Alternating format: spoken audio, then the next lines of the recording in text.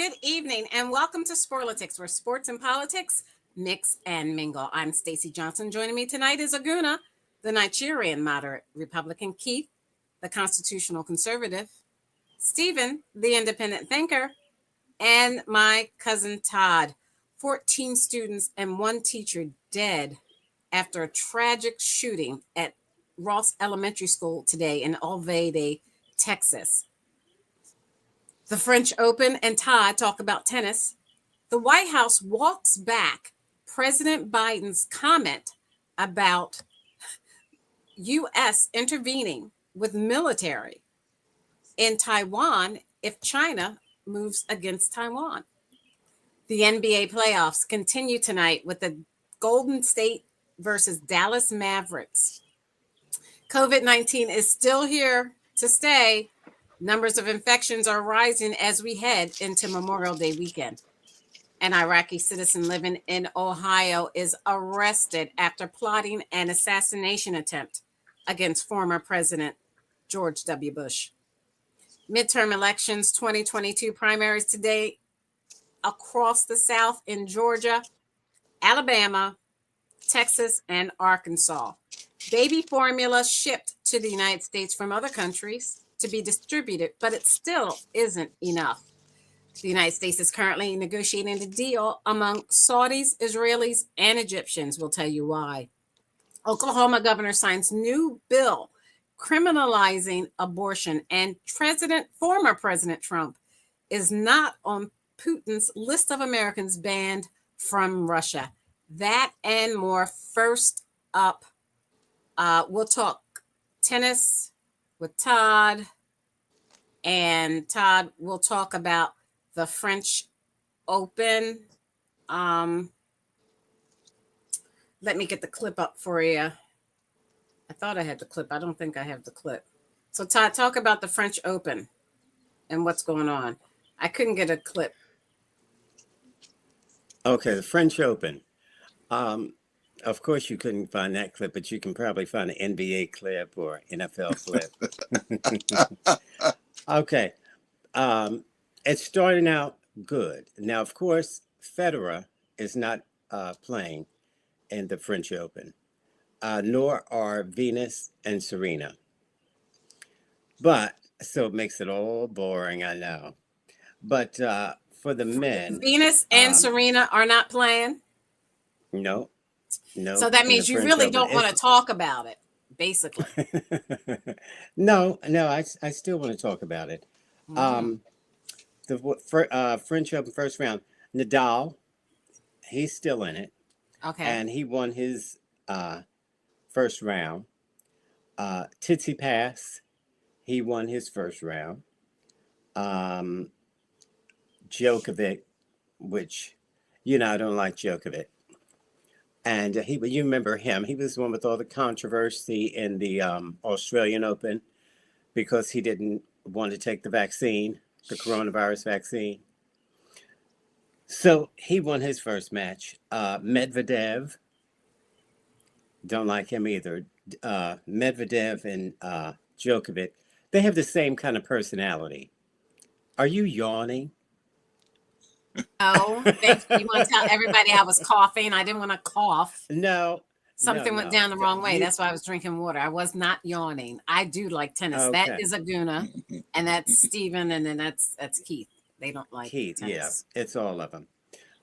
So nevertheless, who else? Tiafoe. He won his first round for the men. You know who Tiafoe is? He's a black guy from the United States. No, I don't remember him. But there was a African guy who retired and he lost his match, right? No, I don't. Oh, you're probably talking about he's theatrical. I can't think of his name right now.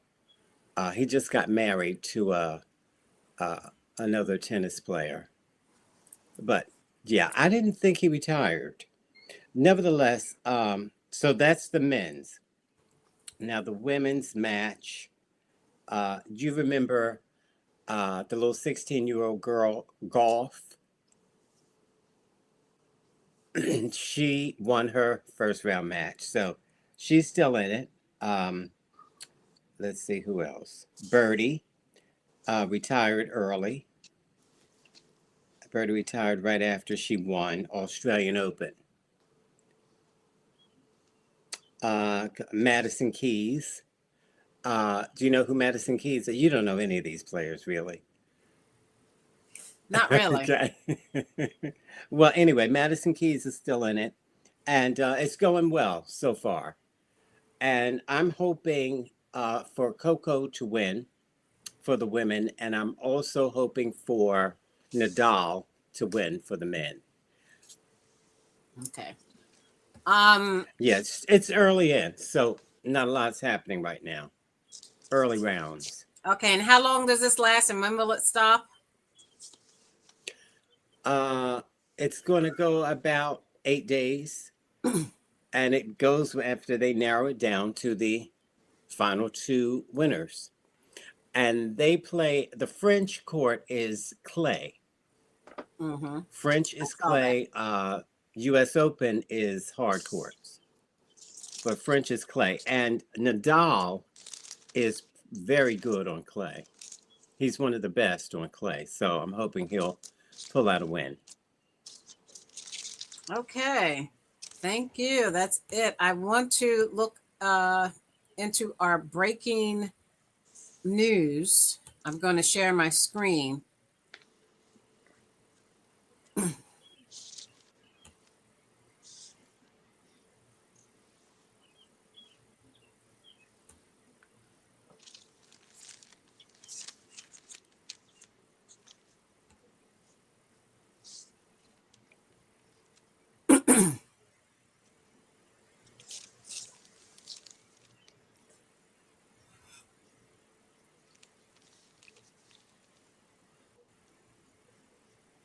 And while the world's deadliest shootings have been overseas, the incidents are most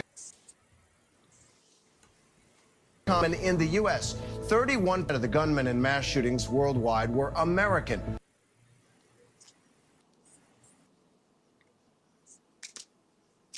From 1966 to 2012, according to a 2015 study by Professor Adam Lankford. Lankford found 42% of the world's privately owned guns were in U.S. homes, even though Americans make up only about 4.5% global population. And U.S. gun ownership is on the rise. As of 2018, the U.S. had 120 firearms per 100 people. That's up from 88 per 2011. That far surpasses the rate of gun ownership in the rest of the world, according to the Small Arms Survey. After comparing worldwide records on mental health and various social factors, Professor Lankford found a country's rate of gun ownership correlated with the odds it would experience a mass shooting. And we still have a lot to get to track on this latest shooting tragedy. Please stay with us. But first, a look at our top trending stories on abcnews.com.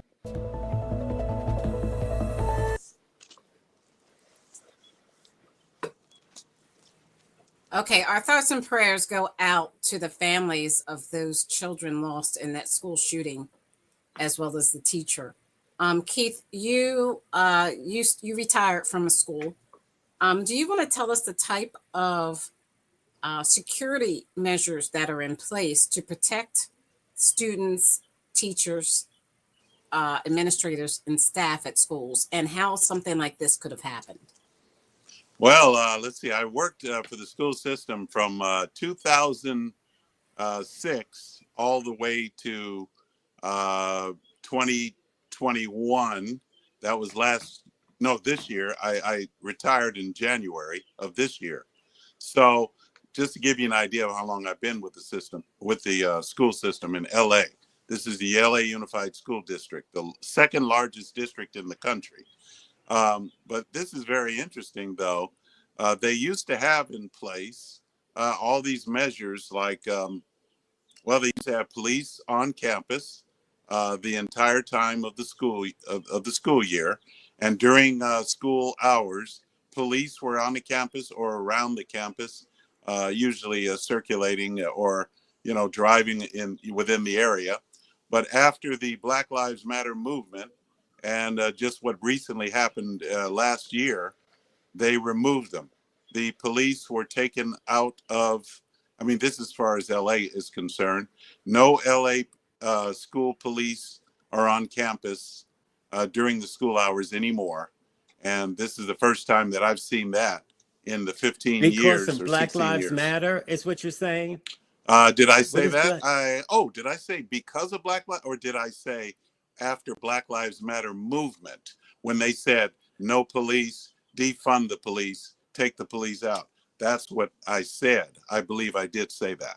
So I did Oh, not say okay. because of Black Lives Matter. Now Okay. you might say that, but you know the public officials. I Well, don't you know if they tried to listen to them. allude to it, and nobody's Well, dumb except you. that's because the public officials came out and they even had all kinds of vigils downtown. The mayor of Los Angeles, the chief of police of LAPD, and the school police. They all came. Well, not the school police; they were against it. But the chief of police of Los Angeles, they came out and joined with the Black Lives Matter crowd, and pretty much gave them said, "We will." Consider your your demands. So basically, that's what happened. They removed the school police, and also punishments have been removed. They used to have police used to go and get truants that would leave school and that would ditch school and would be truant, and they used to bring them back to the school. They used to also charge them $100 fee for being truant, but they removed that. They also removed all punishment, all suspensions. So there are no school suspensions in LAUSD per se. Okay, they don't suspend kids for doing things that are, let's say, illegal or bad, like they used to.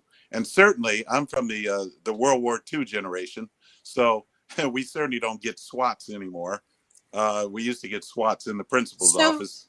so So I'm all of those sorry. things have changed. Did you I don't explain know. how you were protecting? What was it? The basic procedure to protect students, The teachers, basic, administration, and the staff basic from shootings? the basic procedure was to keep police on patrol around Okay. the perimeter of the schools and Okay. also on campus. They had their own office on campus. They had a little police office, a Okay. school police office on campus. And they Okay. also did checks frequently. They did, they searched kids in high school at least. They searched kids for weapons and things like that. They also had what do you call those? You know those beepers. They go off when you have a metal detectors. They Okay. didn't. Yeah, they had those things, and they used to utilize those. So, but they don't So how anymore. so how in the world do you think that Wait. that But they gentleman got don't. into the school? Well, he probably walked into school. I mean, you can easily do that. How Not can all you school. easily do that if you have all those things you just said? It sounds like there are layers of Well, security. So how can you just easily walk into a school? I said, and in the beginning, I said, for Okay, sorry. many Mm-hmm. years, I've been with the district for over 15 years. And Mm-hmm. for all the early years that I was with the district, they had locked, they had locked gates, they had locked doors. Even to enter into the office, you had to be buzzed in. Okay. Okay. So that was, that was utilized. But recently, everything has pretty much changed. So even after COVID, with the lockdown and everything, it's a little different now. So easily, somebody could easily walk it, or they could hop the fence. It's not impossible to keep people off the campus. I mean, it's not Okay. hard to So let cousin people on. Todd, what did you want to say? Okay. I'm going to get back to reality. And for you to let that dialogue go on that long, that tells me something is wrong with you. Oh, you know what? It was Black Lives Matter. That's what happened. Huh?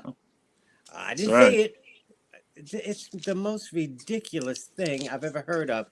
Black Lives Matter have nothing to do with this. Nothing. It has nothing to do with why police weren't on site. It has nothing to do with why there are no metal detectors. It has nothing to do with anything he said. He just watches Fox News and regurgitates that crap they talk about, and he's on the dark web. So this was a situation where this 18-year-old boy should not have been allowed to have a gun. And of course, he did. And from what I understand, it was an assault weapon. And so he mowed down 14 children and a teacher. This is elementary school. And then what you will hear from your radical Republicans are things like what Keith was just saying. Well, everything did change. Black Lives Matter did it. Instead of saying, we've got to do something about gun laws. How many times is this going to happen? And we say, our thoughts and prayers go out to the families. And then what you eating for dinner? It is the most ridiculous thing I've ever heard of. So this is number 3 in 10 days. Remember the supermarket shooting in Buffalo? In Buffalo, yes. Yeah, that was 10 days ago. And then our thoughts and prayers go out to the So family. what? I'm not supposed to say that, Todd? I'm not. Our thoughts and prayers go out to the family. No. It's to not make you, that like a it's the joke lawmakers. because I said that is ridiculous.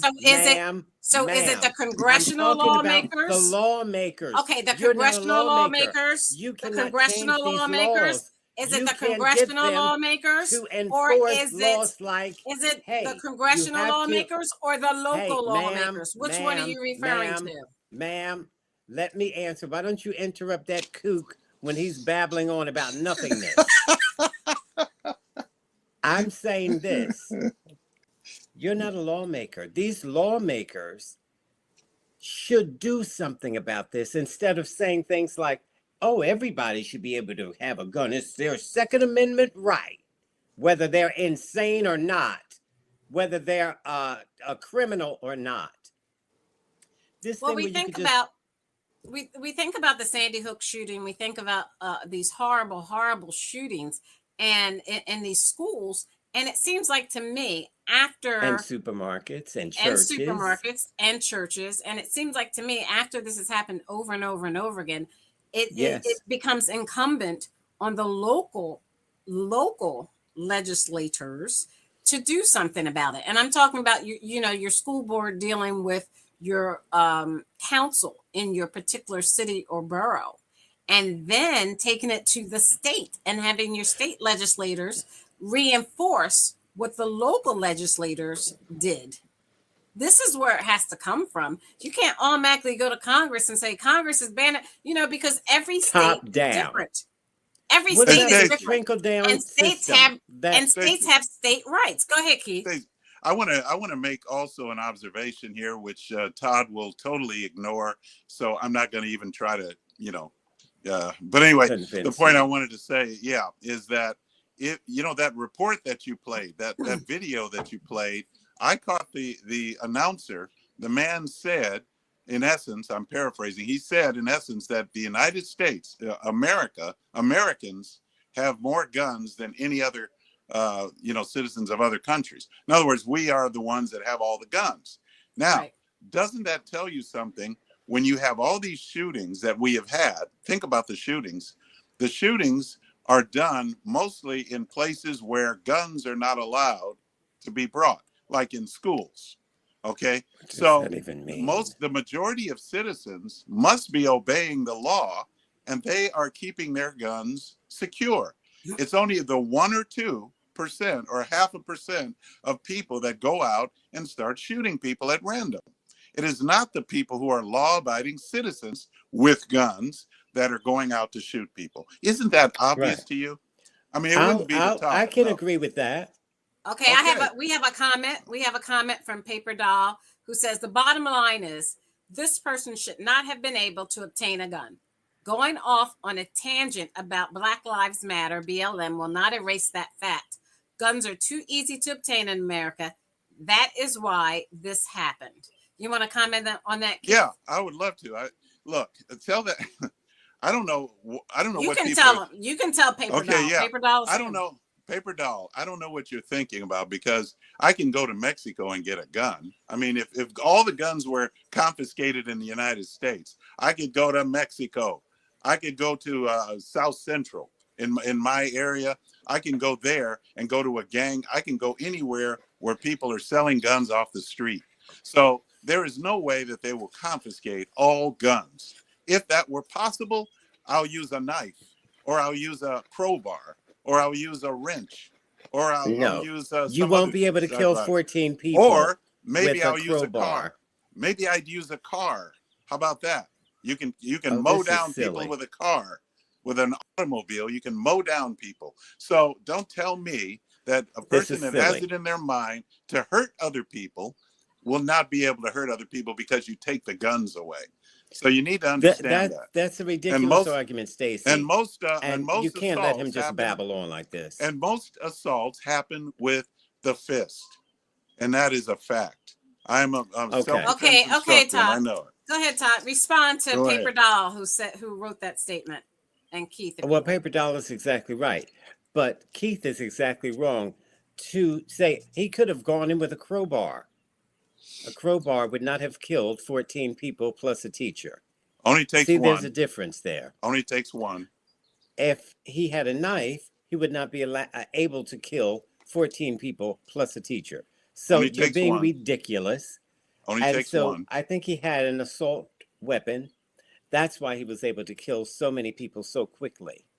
What, does it matter how many people We he are kills? not at war, and so civilians should not be allowed to obtain these weapons of war. Okay. Now, I want to get back to what I was saying about this happens over and over again. And what I was saying is our thoughts and prayers are with the families is not enough. You hear these lawmakers say that over and over again, and that's it. And they move on. And enough is enough. They've got to pass some laws and enforce them. They've got to have background checks on these people. Where an 18-year, what is an 18-year-old boy doing with that kind of a weapon anyway? There isn't any. And Keith is the first one to say, you have to have a license to, he wants you to show your license in order to vote. But these people can buy assault weapons with little more than a license. No background checks at all. So now the past 2 shootings, and probably 3, were people who were mentally unstable and radicalized. So something has got to be done. How many killings are we going to have in America before something is done? Yeah, but I said that something that has to be done is probably going to have to start at the local level, with the local school board, with the local council, with this, then the state legislature, and then it's going to have to be multiple level, and then the feds coming in to reinforce the laws that the states have enacted, because the states are the ones who control their local areas. And the federal government can't tell a school how to operate per se. Department of Education doesn't do that. It's the local government and school board that does that. So Keith, was there a process? But we're talking about schools. You're talking about soft targets. The Second Amendment is what we're talking about. No, but you're talking about Second Amendment and soft targets. Yeah, but you're talking about soft targets. These people are attacking soft targets: schools, grocery stores, churches, malls. Right. These are soft targets. So the question becomes, the local municipalities have to address these soft targets. They have to do that so that the federal government can come in and reinforce it. I understand what you're saying, but what I'm telling you is, what about the trickle-down system? Start from the top. The Second Amendment isn't just some broad. When they wrote the Second Amendment, they were using muskets, not assault rifles.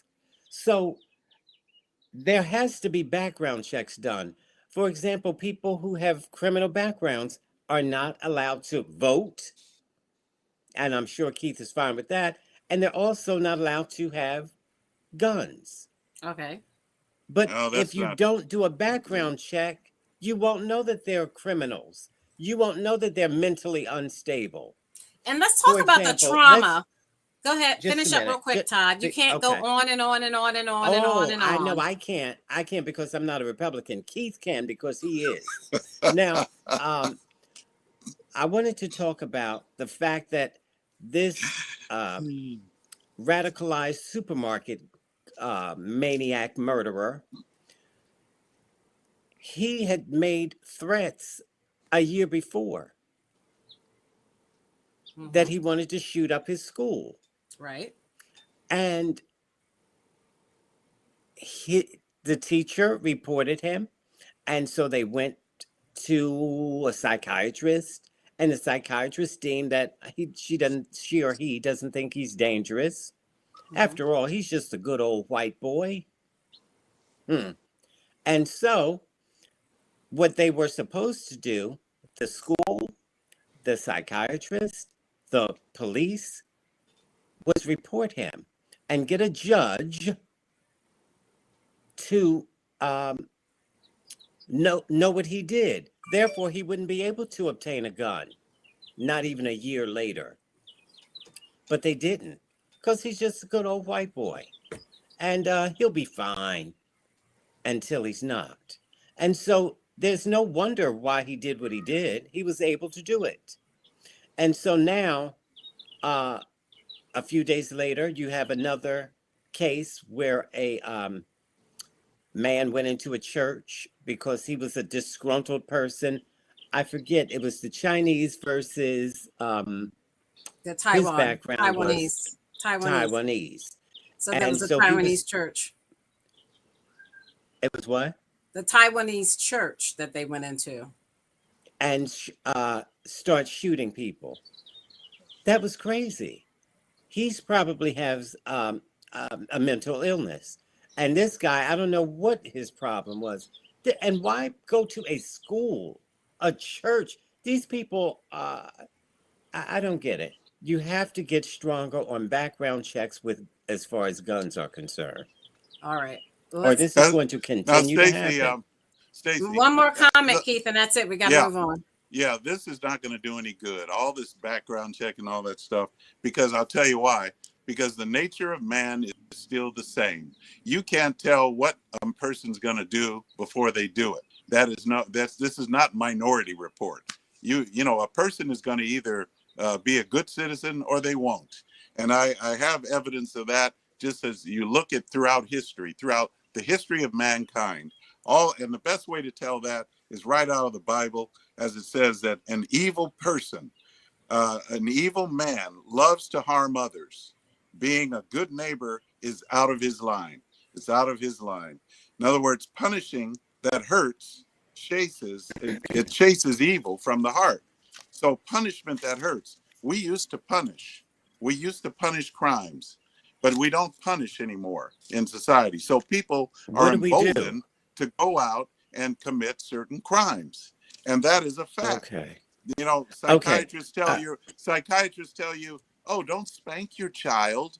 Don't spank them. It's abuse. But spanking was adjudicated by God. That a rod, he said, if you hold the rod, you spoil the child. Spare the rod, spoil the child. Yes. Yeah, I agree. And so so what we need to do is go back to the principles of our founding. And we need a rod. We need the rod of correction to straighten people out and to adjust Stacey, their attitudes. I know you want to move on, but I just have to give one rebuttal to that nonsense. You don't know if somebody's going to commit a crime. Yes, you do. When they're telling their classmates that they're going to shoot up their school, chances are he's crazy and he's going to shoot up the school. So you could tell that immediately. So a background check would have prevented him from getting a gun. No. Okay. All right. Let's move on. We begin with New York City declaring a state of emergency over the nationwide baby formula shortage. The order empowers the city to prevent price gouging as inventory declines. The move comes as help is starting to arrive. Today, the first military cargo plane from Europe arrived, packed with enough formula for 500,000 bottles. The precious cargo, which is intended only for children who are allergic to cow's milk protein, will be distributed to hospitals. Some of it will also be available in stores to parents who have a prescription. The shortage so severe, we've just learned it's caused 4 more infants to be hospitalized. ABC's Faith Abube leads us off. Tonight, some relief on the way for parents in urgent need of specialized baby formula. The C-17 military cargo plane flying about 78,000 pounds of the formula from Germany overnight, dropping the long-awaited load in Indiana this morning. Our patients and families across the country are in urgent need of this formula. President Biden tweeting these photos, writing, quote, "Our team is working around the clock to get safe formula to everyone who needs it." This as ABC News learns that at least 4 infants in South Carolina were recently hospitalized due to medical complications. 3 of them admitted after their parents were forced to find alternatives to their usual formula, and the babies couldn't tolerate the switch. These pallets delivered from overseas today are made up of only these types of formula. They'll be verified and then sent to hospitals and medical providers across the country to distribute to parents whose babies have a medical need, vulnerable babies allergic to cow milk protein. We're going to be seeing deliveries made in a matter of days. This particular formula is for a very, very small percentage of children, roughly 17,000 children in the country. Parents with prescriptions from their providers can also get the products from certain stores. According to government officials, there is enough product in this first delivery to make roughly 500,000 8-ounce bottles of baby formula, enough to feed 9,000 babies and 18,000 toddlers for 1 week. But millions of parents will still have to wait for relief. New York City Mayor Eric Adams today declaring a state of emergency to crack down on formula price gouging. Meanwhile, major formula manufacturer Abbott issuing an apology after its voluntary recall of the formula in February and pandemic supply chain issues led to the dire shortage. Robert Ford, Abbott's CEO, writing in a Washington Post op-ed, quote, "We're sorry to every family we've let down. I have high expectations of this company, and we fell short of them." Ford says Abbott will establish a $5 million fund to support families impacted. Still, many parents remain frustrated and panicked. You can cut the desperation with a knife. Nothing else matters. The world stops until you find that formula. Just palpable desperation. Faith Abube joins us now. And Faith, so many families waiting for formula. President Biden says the teams are working around the clock, but clearly more is needed. When might we be able to expect additional shipments to arrive? Lindsay, Agriculture Secretary Tom Vilsack says he anticipates another delivery of baby formula from overseas to arrive here in the D.C. area later on this week. And tonight, President Biden announcing he's authorizing 2 Defense Production Act orders to ensure manufacturers can speed up production.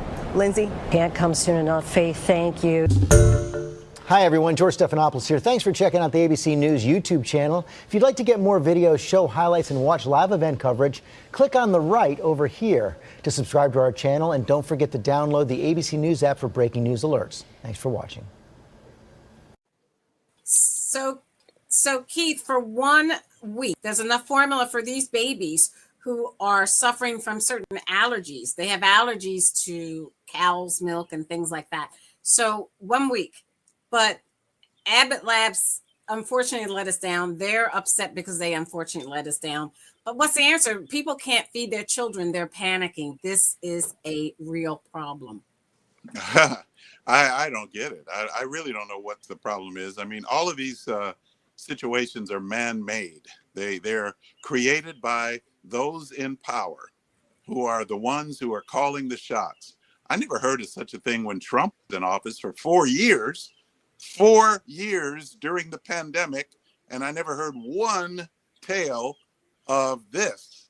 You know, a shortage of baby formula. What is this? Okay. I don't get it. So anyway, all of a sudden we're hearing a shortage of baby formula. I don't know what's going on, but I'll tell you this much though: there are other alternatives. But what are the other alternatives? Well, I know people that there's some people are raised on farms. from the. They can't. No, they're saying do not make your own. They're saying Hold do on, not hold make on. your own formula, mothers. I Don't do it. didn't say, okay, I didn't say, I'm not an expert in that area, and I don't claim to be, but I would just say that I did some reading up on it, and they were talking about the importance of goat milk. I'm sorry, goat milk is very effective. In Africa, they herd goats. Africans, Okay. a lot of them use goat milk.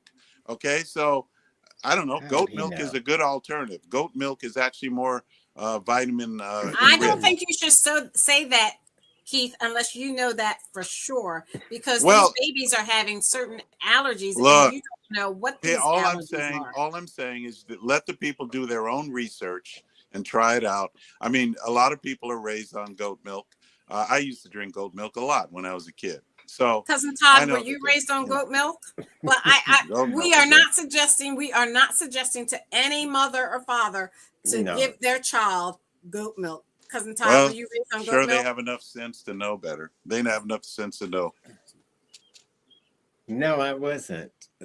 Though I think goat milk is probably delicious if you're of age to drink it. But these are babies we're talking about. So, of course, Keith is just in another world. And so he wants to blame this on Joe Biden.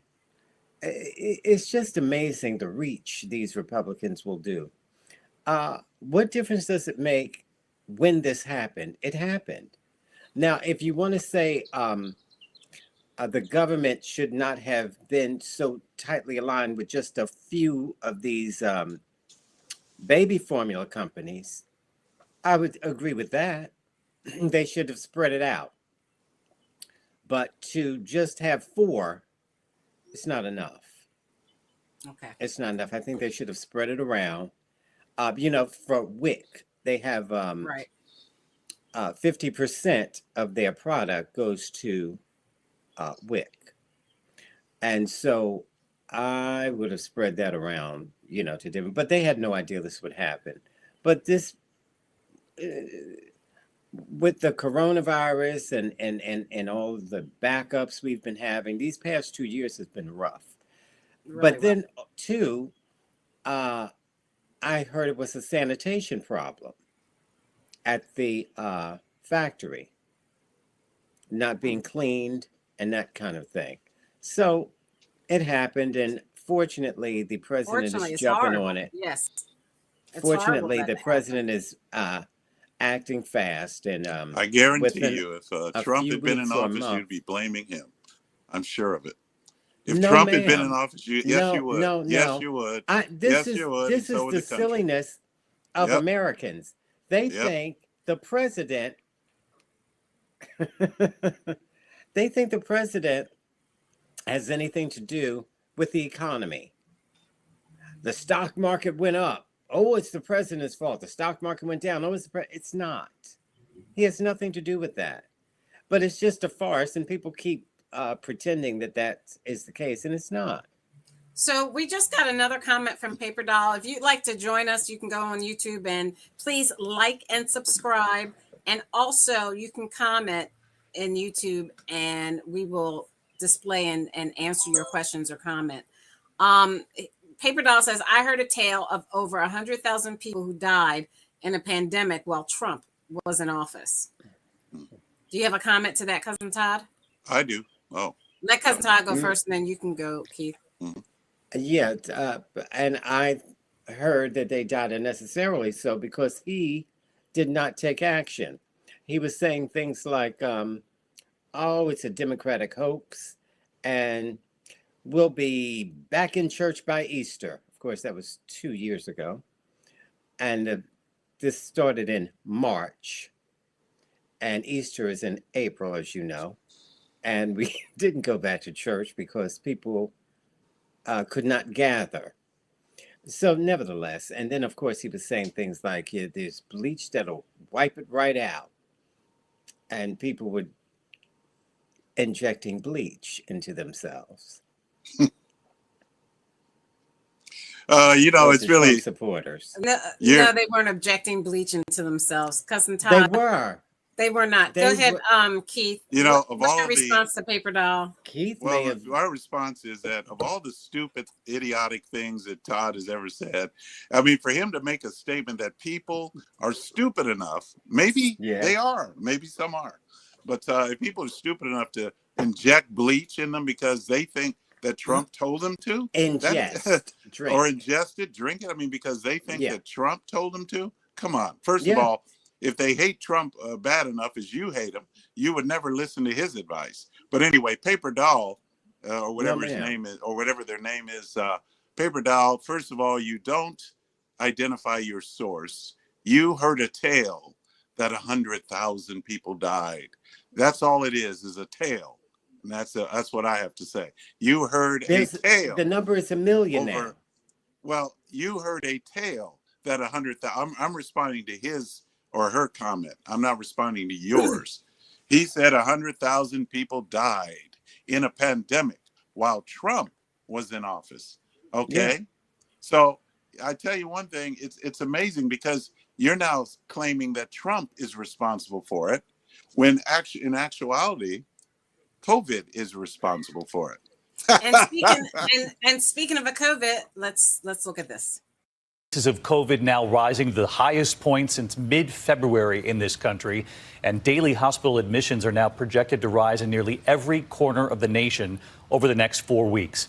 We'll show you the map here tonight, a picture of the spread. A third of Americans now live in areas where they are raising the risk level to medium or high risk again. Areas there in yellow and orange. Orange, of course, the highest risk. The CDC again recommending wearing masks indoors. Tonight, New York City at the highest risk level.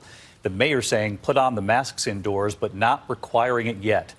Tonight, 48 states now are projected to see hospitalizations rise in the coming weeks, and raising these risk levels means they're already seeing hospitals and healthcare systems under increasing pressure and a rising death toll.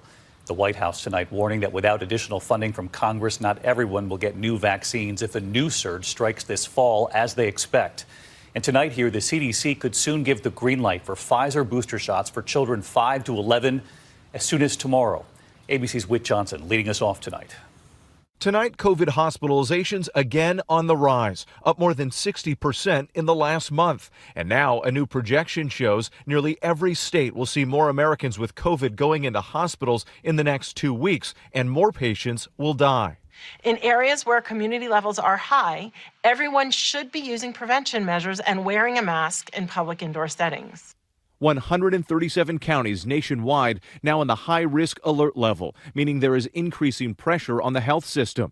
New York City also in that category, but for now officials are resisting a mask mandate, instead only recommending them indoors. We are not allowing COVID to outsmart us. We're staying prepared and not panicking.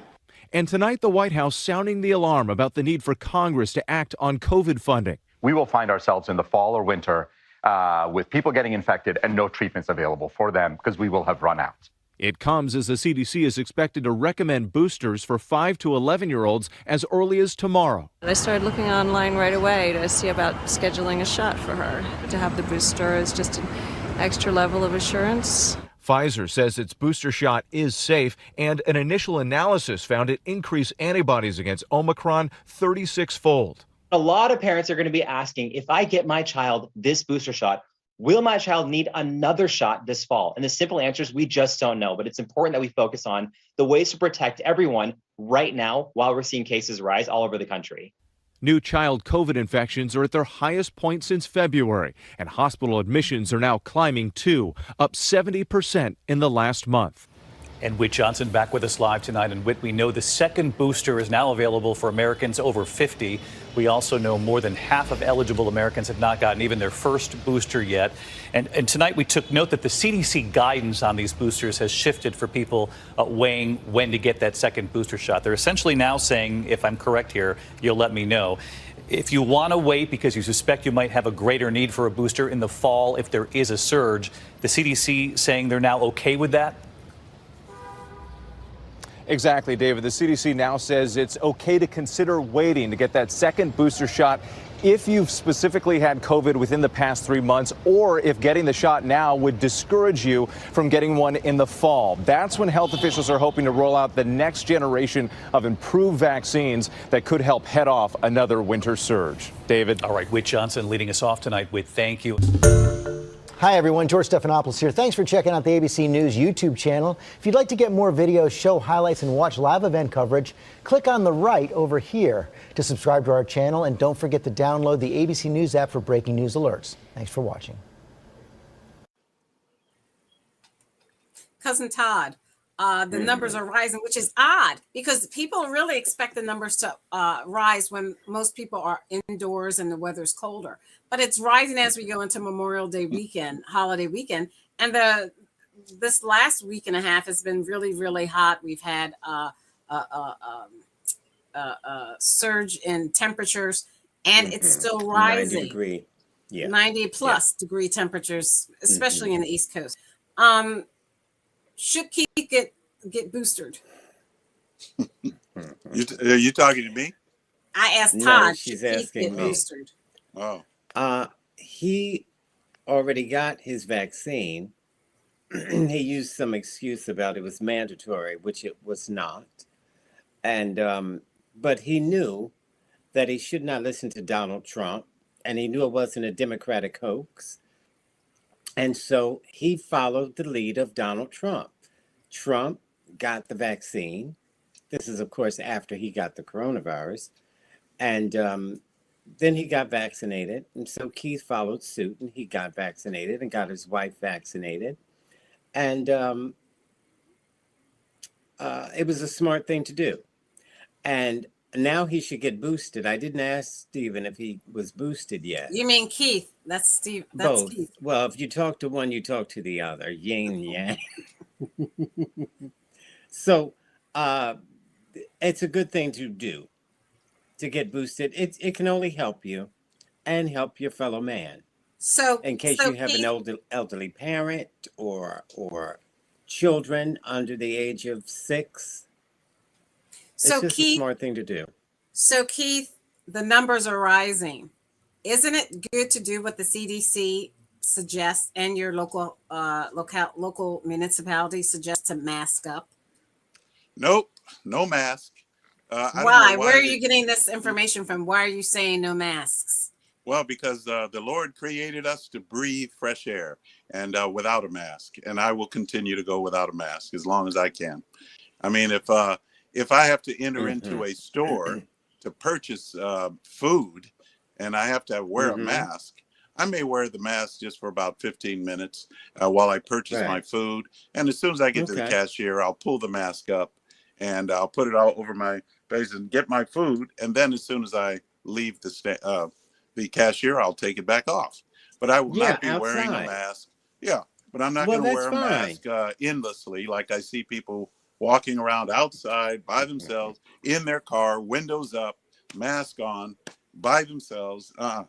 I'm not going to do that because we were created to breathe and we need oxygen. And we breathe out. Just by incidentally, we also exhale CO2 and the plants take in CO2. And in return, the plants give us oxygen. That's called, what do you call that? You guys remember that science? Does anybody remember what they called it? I do, Keith, but what does that have to do? Well, what does that have to do with? Well, what it has to do with is the science says I need fresh oxygen. I don't breathe in my own CO2. That is unhealthy and is not good for the immune system over a long period of time. So I will not do it. Thank you.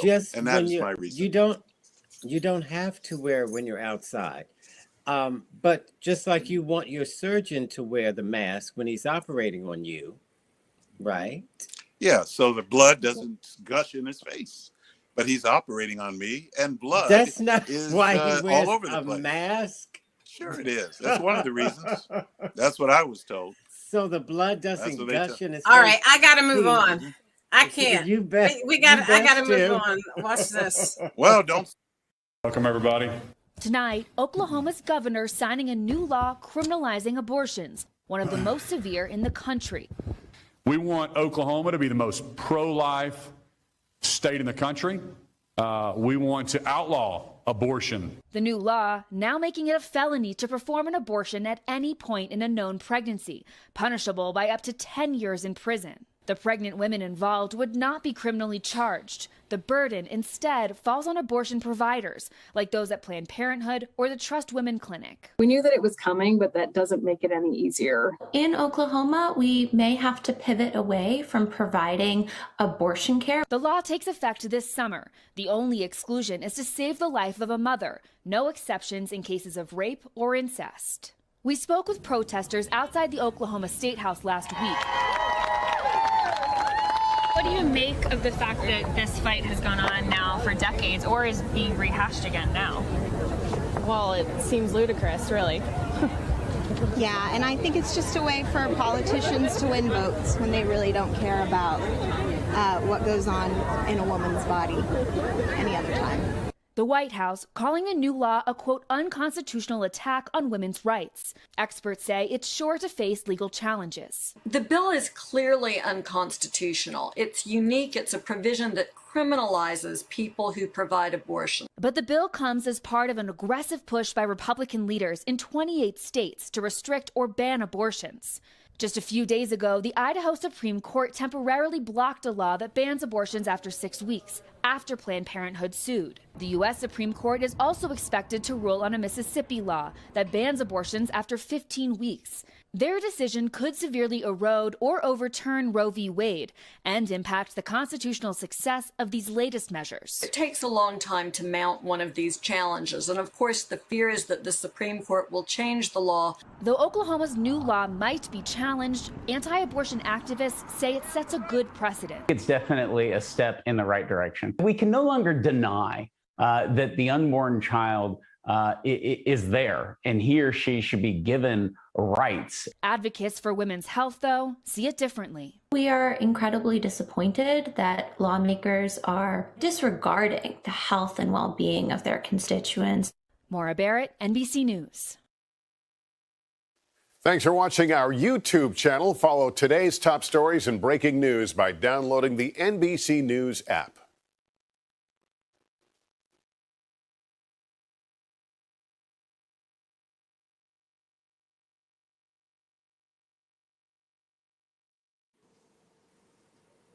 Okay, before we go on, Aguna's unable to join us tonight because he's battling the flu, but he is joining us by comment, and this is what he has to say. I'll show his comments. He's telling Keith, get the booster. He also said Keith was scared. He was scared. And then Aguna says to Keith, cool, nobody wears the mask endlessly, but if they do, it's their choice. Yep. So let's go on to thank you. Well, let me comment. Let me quickly comment. Go ahead and comment, Keith, because Aguna is watching. I agree with Aguna on the last point. Aguna, you're right. It is their choice to wear a mask, just like it's my choice not to wear a mask. Thank you. That's it. All right.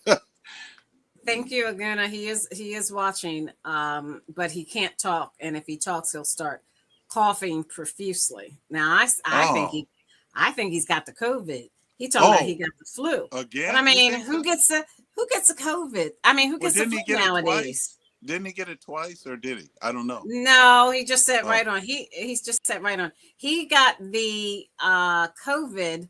That was prior to there being a vaccine, right, Todd? Right, Aguna? You got the COVID prior to the vaccine. Well, I hope you get better, Aguna. We look forward to seeing you again.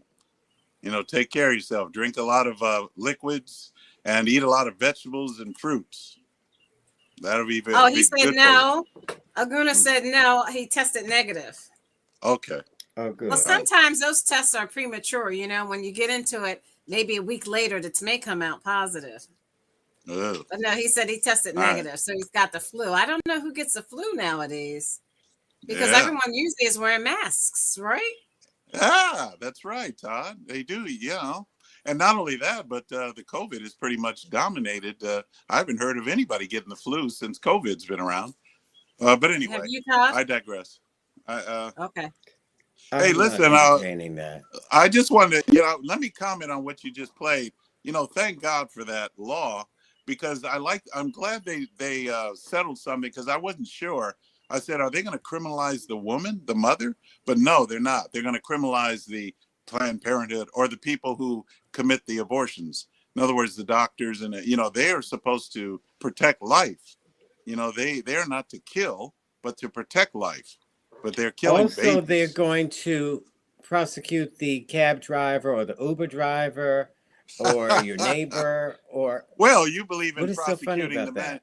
You believe in prosecuting the manufacturers of guns, those assault weapons that kill 1,000 people at one time. In other words, this is how a radical Republican thinks. Well, so what? Uber drivers should get sued. This is the most outrageous, and the radical Republicans are getting more and more Uber animated. Driver? Where'd you get that from? We're talking about Planned Parenthood. We're talking about people who commit abortion, people who, do the abortions. We're talking about the clinics. We're talking about the medical But they're saying it is the woman's choice. And what right does a man, and especially legislators, have to make a choice for a woman's body? It's not their body. Do you have a woman's body, Keith? Well, no, but what if the women are making the law? What if women are involved in the legislature? You don't some think of them women are, but some of them are, but Keith, it's not enough. What were you going to say, Cousin Todd? You're trying to say I was going to say, because when you ask Keith things, it just gets so ridiculous. This is what I'm saying. These men, particularly white Republican men, have no business pretending, because it's all a pretense, that they're so interested in children and saving the children. For what?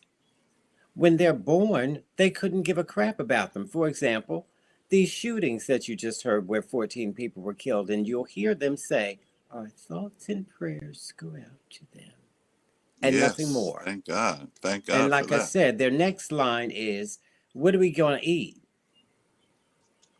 And so when you have heartless people like that, they're not interested, because once this baby is born, will they give you any extra monies? For example, Joe Biden gave families, anybody with children under the age of 18, $200 a month extra, because people need that.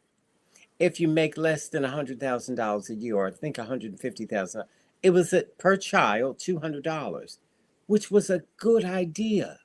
Not bad idea. Children need that. For example, I was asking Stephen about that, and he said, I had to work 2 jobs when my kid was that young. Well, who suffered for that? The child. Because the child didn't see his father. If the father's working 8 hours on one job and 5 hours on the other job, America is better than that.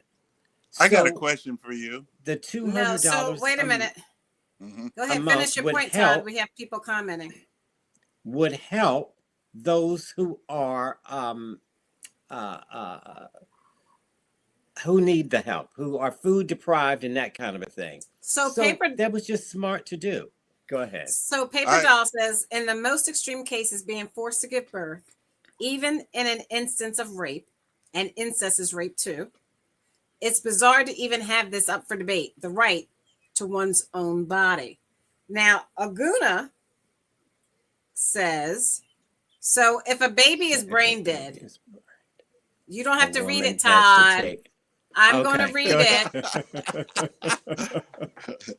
So if a baby is brain dead, a woman has to take the baby to term because of a government mandate. And then that means, go ahead. I was going to explain what that meant. And then Paper Doll says, wait a minute, Paper Doll says, my body, my choice, except if you're a woman. This is the Handmaid's Tale come to life. Women being forced to carry pregnancies against their will. Aguna says, cherry picking government overreach. And then Aguna says termination, wait, and then you comment, Todd.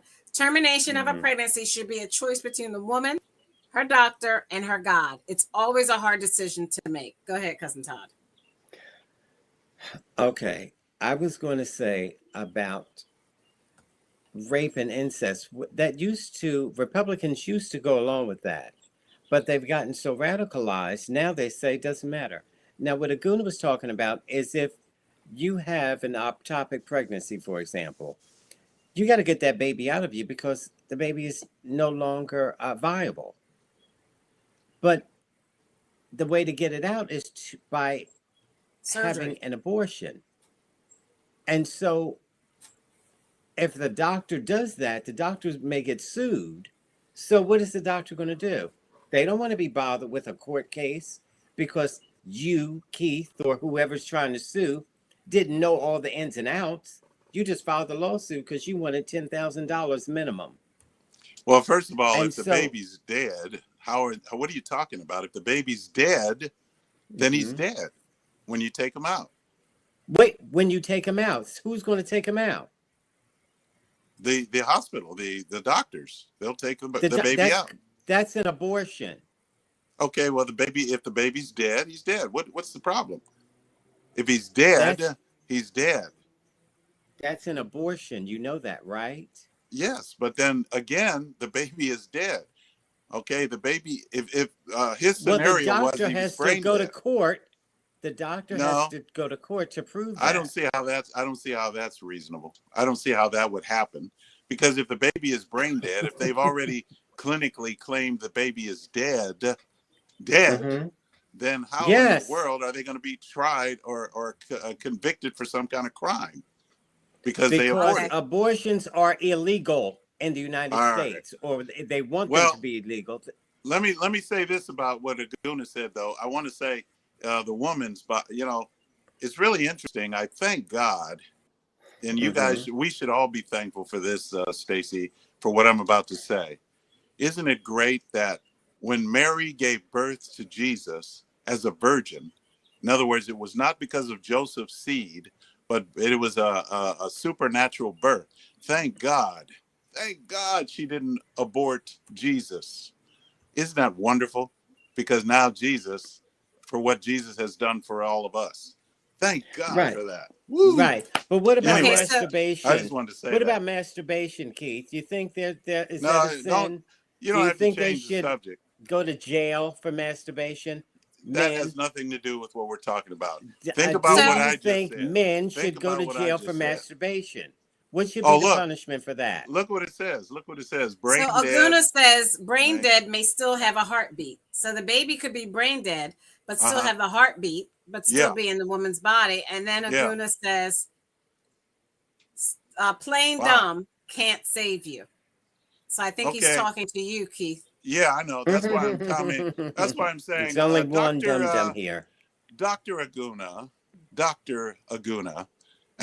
if you're brain dead, but you have a heartbeat, wouldn't it make sense to go ahead and go through the process and see what happens when the baby is born? If you just let the baby come. Yes, if the baby has a heartbeat and the baby, and you say he's brain dead, or she, then go ahead with the process. In other words, go ahead and let the baby be born and see. A vegetable. Well, that's right. And if the baby comes out a vegetable, then obviously who's going to pay for that vegetable? The baby is dead. So who's going to pay for that vegetable? The baby will have no life in him. And then obviously you've settled the matter. So Keith, go ahead and Aguna said, Keith, you need to fight for sperm rights too. Well, why would he say that? I don't understand. Sperm rights. What does that even mean? He's following up on my comment about masturbation. What about it? What about it? I'm going to move on. No, I mean, that's... President Joe Biden came to Japan to bolster one of the U.S.'s most important alliances in the Asia-Pacific at a time of multiple challenges across the region. But he may have worsened one of those regional flashpoints with less than tactful answers at the main news conference, as he's done in the past. It came in response to a question about whether the US would respond militarily to a Chinese invasion to take the island of Taiwan that Beijing regards as a breakaway territory. Are you willing to get involved militarily to defend Taiwan if it comes to that? Yes. You are. That's the commitment we made. The US stance on Taiwan has been far more ambiguous in the past, and the White House immediately had to release a statement trying to clarify the US position. But what sounded like a threat to China brought this response. The Taiwan issue is purely China's internal affair, which won't stand for any foreign interference. Issues bearing on China's core interests, including the sovereignty and territorial integrity, there is no room for compromise or concession. No one should underestimate the Chinese people's firm resolution. This has turned into something of a distraction in what is meant to be a strong show of unity against Russian aggression and also against increasing military threats from China, as well as increased missile testing from North Korea. As the only nation to have been subjected to an atomic attack, Japan is deeply concerned by North Korea's development of its nuclear arsenal, but it's also troubled by the increasing assertiveness of China, with ongoing territorial disputes in the East China Sea. As a major power, China has significant responsibilities, also in the economic field, to live up to that responsibility. I think it is important for Japan to work with the United States to encourage China to fulfill its responsibilities in accordance with international rules. I think such attitudes are important. Biden has also used the trip to launch the Indo-Pacific Economic Framework, an initiative aimed at safeguarding and developing production of critical commodities like advanced semiconductors and setting universal standards for labor and environmental protection. It's very, very clear that from America's perspective, China is now the biggest competitor on all fronts. And as a result of that, what America is doing now is building alliances across the world. This visit will culminate in a summit meeting of the leaders of the so-called Quad Security Alliance, led by the US and seen as a further attempt to constrain China militarily in the region. Rob McBride, Al Jazeera, Tokyo. So that I thought was a very dangerous thing that President Biden said about China, about us defending militarily Taiwan.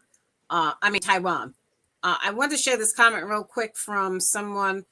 You gotta love YouTube says, right. So who pays for the baby once it's here? You do.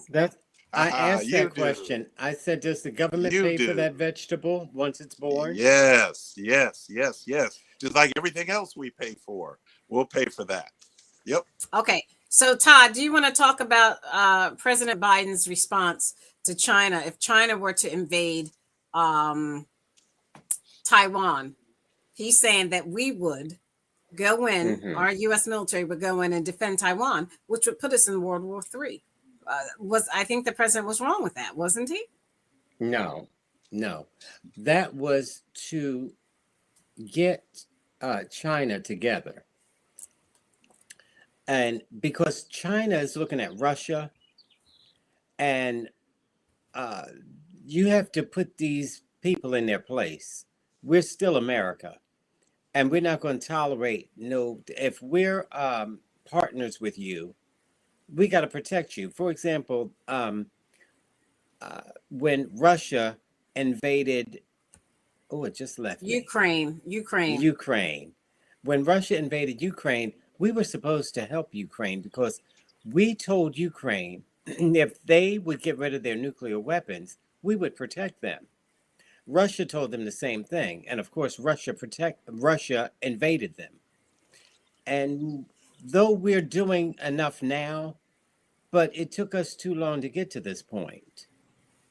And so when you make a commitment to a country, you have to keep that commitment.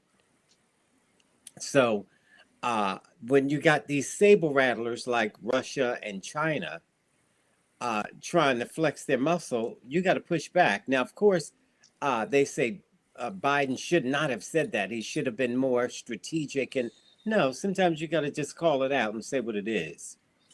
All right, Keith, So do I you think he have did the right thing, because they try to make him into a punk and try to make this wacko Trump into some kind of a war hero, even though he never went to war, never even in the military. Bone spurs, you know. Keith, do you want to make a quick comment before we move on? Yeah, I'll just say that we need Trump.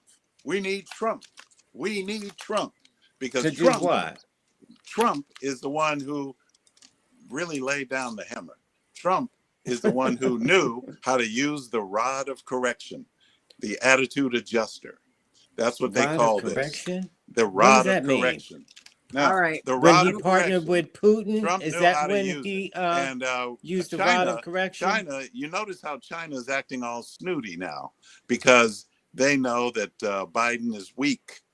And that's obvious, because China was Wait a never minute. acting like this when Trump was in office. And Trump used to No, come out because- publicly and blame China. But Trump used to come up and say, China's eating our lunch. China's not going to do it anymore on my watch. In other words, he was right.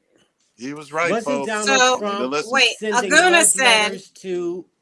Aguna said China and the U.S. are economic partners. Go ahead, Cousin Todd. You said, wasn't Donald Trump sending love letters to Putin? To North Korean, well, he was cheating on Putin with the North Korean president, but he was sending love letters. They were sending love letters back and forth. And But so, what is China doing now? Aguna saying, what is China doing? China is Keith. Like China is snooty, acting snooty, just like that dude. You know, when he came out and spoke on the soundbite that you gave, you see how he walked, you see how his persona was, how he carried himself, the way he spoke. I mean, the guy was like, you know, these are China's affairs, so you stay out of it. In other words, United States, stay out of our business. Well, he's saying that China didn't take Trump seriously. They didn't take Trump seriously. Well, look, no, they laughed if at Trump. If they didn't take him They seriously, laughed at why him. is it that they were so quiet, but now they're so snooty? They weren't quiet. They laughed at him out loud. No. Okay, so I got to move on. And it's really interesting that Putin banned a lot of people, a lot of Americans from ever entering Russia again. But Trump, former President Trump wasn't on that list. Well, you know, hey, I got to make this comment. Well, I you know, guess not. Aguna is pretty active right now for a guy that has the flu. Aguna, are you sure you have the flu? Or are you just trying to, you know, not come on the show because well, whatever. I mean, look, the guy is really active out there. Look at him. Thanks for not answering. Move on. He said thanks for not answering. Aguna is all right. He's active, man. He's all right. I'm going to move on. A man in Ohio has been charged in connection with an alleged plot to assassinate former President George W. Bush in Dallas. The 52-year-old suspect was arrested this morning and appeared in federal court this afternoon. According to the U.S. Attorney's Office, the suspect is an Iraqi citizen living in Ohio after filing a claim for asylum just last year. He allegedly traveled to Dallas in February to take video around Mr. Bush's home. Our Andrea Lucia is following this story, and we'll have the very latest for you starting at 4 o'clock. So this just came out today, breaking news. President Trump, there was a plot against his life by an Iraqi citizen. Trump? You said Trump? I'm sorry, Bush, George W. Boy, Bush. you guys can't get Trump off your mind here. But anyway. We were just talking about Trump. I'm talking about George W. Bush. Thank you for the correction, Keith. There was a plot to assassinate him that was just unfoiled today by an undercover officer who was really looking at that Iraqi citizen for trying to smuggle people, Iraqis or other foreigners, illegally into the United States. And then he found out that that criminal was trying to form a plot against former President George W. Bush. Cousin Todd, that was good that they looked into that and found that out. Oh, yeah, absolutely. When these things happen, it's really scary, and you think, why would you want to assassinate? He's not president anymore. You know, it's not like he's out always public like Trump. And for him to have a death threat like that was scary. You haven't heard of an ex-president being threatened that way. So that's Aguna scary. said first they threw a shoe at him. Now they're trying to kill him. Which was disrespectful completely. I hated that. And I was not a fan, particularly of Bush, neither one. But I don't tolerate that kind of disrespect from for our president. Well, I worked for President George W. Bush, so I thought he was really fast on his feet. So anyway, Aguna Keith says, is that a joke? Are you making a joke that he ducked that shoe? He was fast on his feet? Yes, he ducked that shoe. Oh. So Aguna okay. says his hands I didn't think work, you Republicans had a sense of humor. Yeah, I see his hands work. So what? So let's talk about this. So what? So let's talk about this last primary, May 17th primary, and what happened. And friends, I want to thank President Donald J. Trump. There were primaries in 5 states, but the big ones that were watched the most closely were in Pennsylvania and North Carolina. A kind of Trump-backed Republican, Ted Budd, won the Republican Senate primary, and he will take on. All right. Woo. Sounds good. Okay.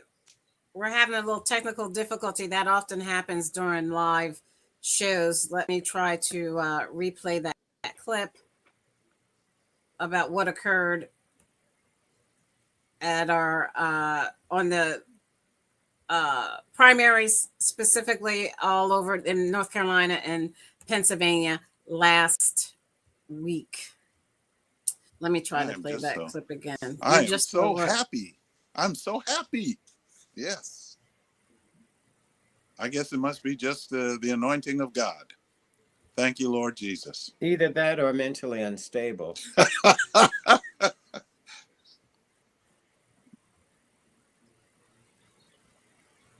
I just can't help it. And friends, I want to thank President Donald J. Trump. There were primaries in 5 states, but the big ones that were watched the most closely were in Pennsylvania and North Carolina.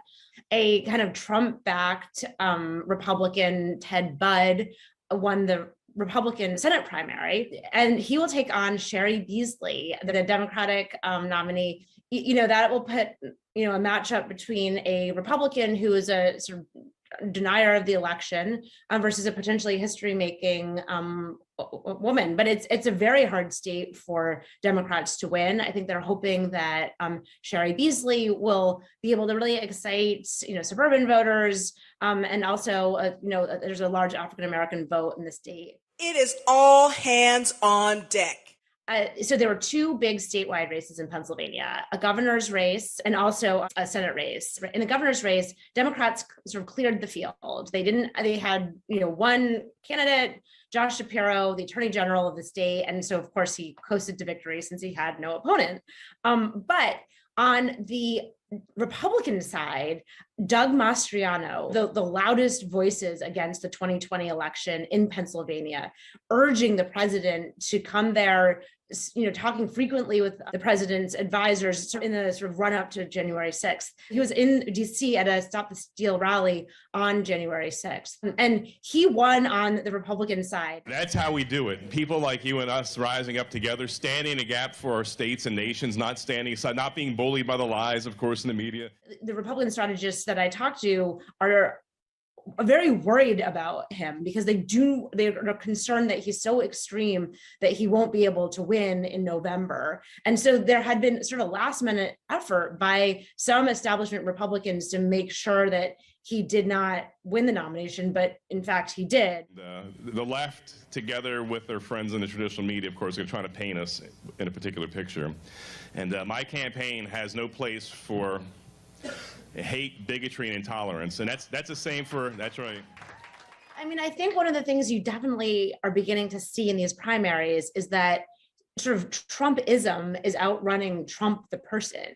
And so what I mean by that is there are candidates out there who are sounding and campaigning just like Donald Trump did. And Trump is not always endorsing them. He's sort of sometimes playing the role that, of what an establishment Republican kind of does, to like look down the road and say, well, actually, could that person win in a general election? Maybe we shouldn't be backing somebody who's saying these things. Certainly Mastriano is a great example. Trump decided just at the very end to get there, but also Kathy Barnett, who did not win in Pennsylvania. She very much was in the Trump vein of candidates. So in some cases, Trump has been sort of catching up to his own movement. President Trump endorsed me last June. He said this. He said, Ted, I'm endorsing you because you never wavered on America First policies. I mean, one of the things that is interesting across all of these Republican primaries, and it was really underscored last night, is you have, hardcore election deniers winning in statewide in 2 states. I mean, you look at North Carolina, where Ted Budd won.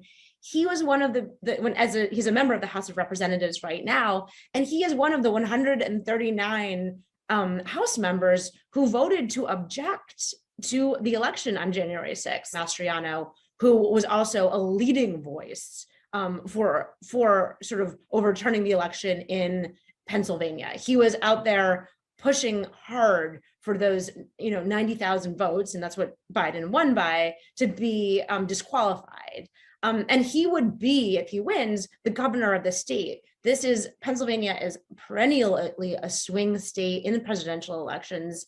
It's where elections are decided. So the idea of having a person, an elected official, who's the governor of the state, who has, very views that are well outside the established norm on elections is significant.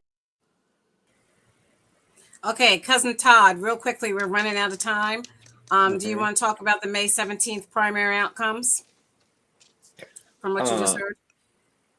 Well, Georgia has May 17th, not May 24th. Today is May 24th with Georgia. We're going to talk about next. May 17th was Pennsylvania, North Carolina. Idaho. Pennsylvania in particular,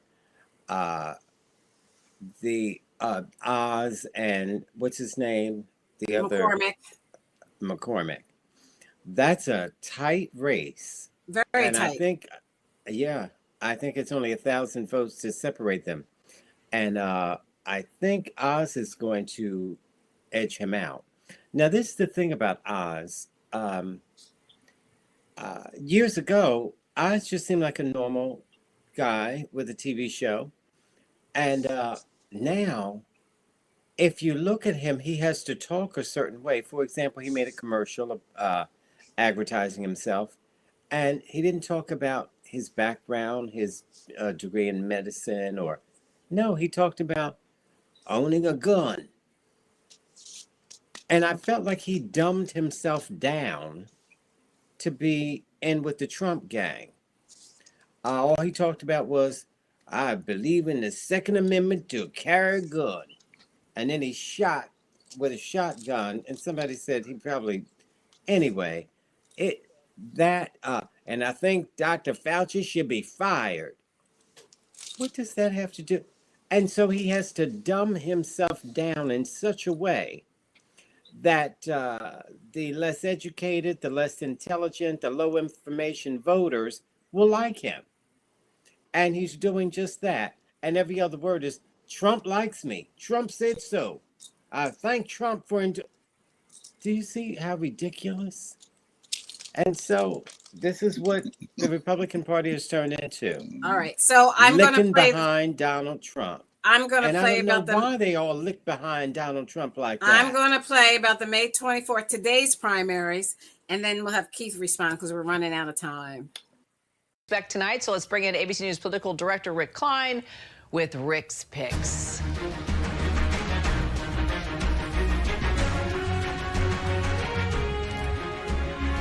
All right, Rick, let's start with the state of Georgia, of course. A lot of big races. What are you watching? Yeah, Kira, Georgia is the main event tonight, and this is the map of how Senator Warnock won his election as a senator last January of 2021. And it gives you a sense of how divided Georgia is and what the stakes are for the Senate race as well as the governor's race. Here in the Atlanta suburbs, where we saw Democratic turnout way up back in early 2021 in the wake of Donald Trump's loss, and through the central part of the state where you saw Republican turnout way down. Now, Republicans, their challenge is to get energized all over again, given the civil war that is taking place inside their party. Former President Trump has a pick. He has made it his mission to try to defeat the Republican governor and the Republican Secretary of State. It's possible that we have a split decision. It's possible that it goes to runoffs. But Democrats know they've got waiting on the other side Stacey Abrams running for governor again and Senator Warnock. That is basically a Democratic dream team. They'd love to recreate this map, although they know how difficult this political environment is. So what about the former president? Another round of big endorsements, but also potentially facing some pretty big losses. Kira, take a look at the 4 states that are voting in statewide primaries or runoffs today. In each of these states, you have at least one, in some cases several candidates that have been endorsed by former President Trump, who also endorsed the idea that the last election was not legitimately decided, the so-called big lie. And that becomes a very high-profile and high-stakes fight. We talk about it there in Georgia. Even in Alabama, things got really, really fascinating there when Mo Brooks got unendorsed by former President Trump. He, though, has not distanced himself from Trump at all. He has doubled down on his association with Trump, even putting Trump's name and that endorsement in mailers. And something odd has happened where Brooks is back in the conversation. He could squeak through, maybe advance into a runoff, which puts Trump in a weird spot. Although all of these candidates, we should note, are pretty strong in saying falsely that the last election was stolen. It's kind of funny, unendorsed and still putting support in the ads. It sounds like something that that Trump would actually do. Finally, some familiar names are on the ballot in Texas and Arkansas. Some folks we know pretty well. What's going on there?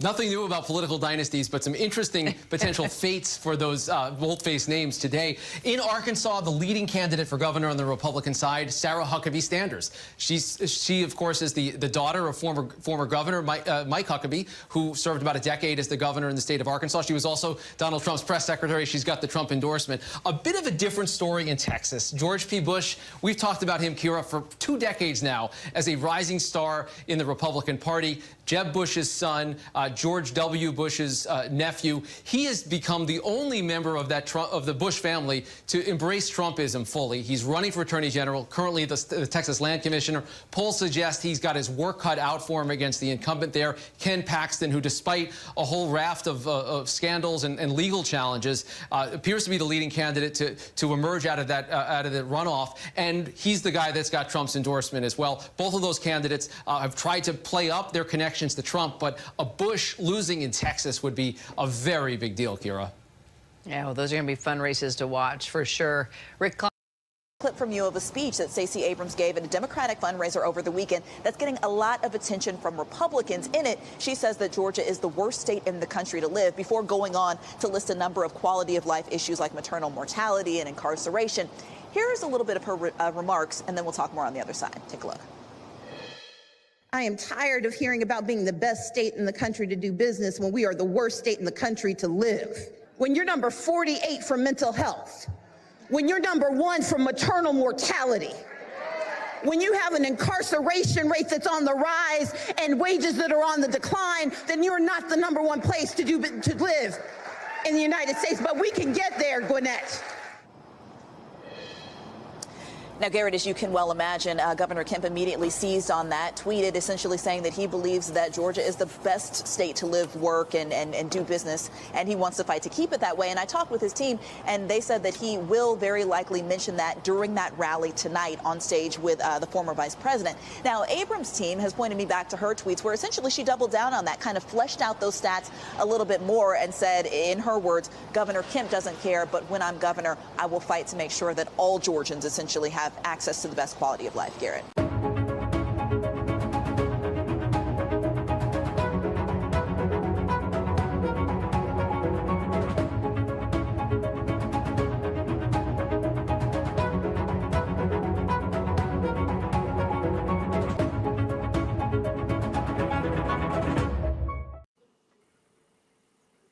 Boy, those are long. I want to get that in because we are out of time. So this will be our roundtable. Keith, do you want to talk about the Republicans and the primaries? how they ran in Pennsylvania, North Carolina, today in Texas, Arkansas, Alabama, and Georgia. And you got to make it quick, Keith. Sorry. Well, the only thing I'll say is that, I praise God. I applaud those who support Trump and those who Trump supported. I applaud them. And also Pennsylvania, I mean, a little bit, I mean, why is it that it takes so long to determine the winner in these, and yet we go with and yet we have such integrity in the elections and such modern day machines and mail-in ballots, not like the old original paper ballots. And yet it takes so long. When we have the paper ballots, everything we found out the next day, pretty much. I mean, going 6 days, I think 7 days, Pennsylvania has not determined the winner. All right. But anyway, Probably that's what I voter would fraud, say. don't you think? I'm not going to say, but it does bring questions. And so those are the things that I'm concerned about, for this year is, why is it taking so long? I mean, for them to determine winners. Oh, wait, Aguna is saying something, Stacey. So, yes, Aguna said, notice how the GOP, Todd, don't talk and try to read it while I'm reading it. Notice how the GOP has become a party of gimmicks versus running on a legitimate platform. Low taxes, strong military has been replaced with I like Trump. Aguna said it's bumper sticker politics. Abrams was addressing problems. Kemp was in denial. Not true. And Aguna says, I can defend myself, Keith. well, Aguna, the reason is because we miss Trump. We miss Uncle Trump. I mean, Trump had everything going good, and now all of a sudden Biden just messed it up. That's and why. Aguna says they always project winner, and it takes months to verify the vote count. And in Pennsylvania in particular, as soon as it's within a certain amount of votes between each candidate, it's an automatic recount. And that means that the state of Pennsylvania has a certain amount of time to recount all the votes. I'm in Pennsylvania. When I voted, they automatically, I just put my paper slot right through a machine, and it took my votes automatically. They no longer have to do the old-fashioned way, but they keep a copy. They keep my original voting paper so that they can, if there's a recount like this, they can go back and verify what I voted. Cousin Todd? All right. Yeah, they have ways of verifying who voted and who didn't, who was legal and who wasn't. And so this is why when you hear Trump supporters say it was voter fraud, you think, how? Why? Is it voter fraud just because nut jobs said so? Even though over 60 different courts said no evidence of voter fraud. Oh, I you're heard playing music on me. I heard music. Yeah. That's That's what the Republicans do when they want you to shut up. So anyway, too much truth for you Republicans. Anyway, now this double talk that the Republicans are doing. I forget his name. Running against Oz. He's suing. McCormick is suing to have every vote counted, even if it doesn't have the date. You have to put the date on the mail-in ballots. And the Republicans said, oh, no. Now, of course, he's suing to get those votes counted. So the Republicans are so double-talky, wishy-washy, flip-floppy. It's an embarrassment what the Republican Party has turned into. Okay, thank you. We have run out of time. To our first responders in our community, you make our lives livable. Thank you, thank you, thank you. To the women and men of the U.S. military for all that you do and sacrificing your lives so that we are free to say whatever we choose on this show, we are forever indebted. On behalf of Aguna, the Nigerian moderate Republican who is sick with the flu but contributed, Keith, the constitutional conservative, Stephen, the independent thinker who's off, Yeah, and he's not the independent thinker anyway. And my cousin Todd. I'm Stacey Johnson. Let's keep this conversation going on Twitter. We will be off next week. No live show next week on YouTube. Although you can go on YouTube and watch any of our previous episodes. Remember to always like and subscribe. No live show next week. Feel better, Aguna. We'll talk to you after that. And what about our other networks that we're on? Oh, that's right. Check us out on Twitter, Twitch, The Flow Television Network, their Facebook channel, and also the Flow Television Network.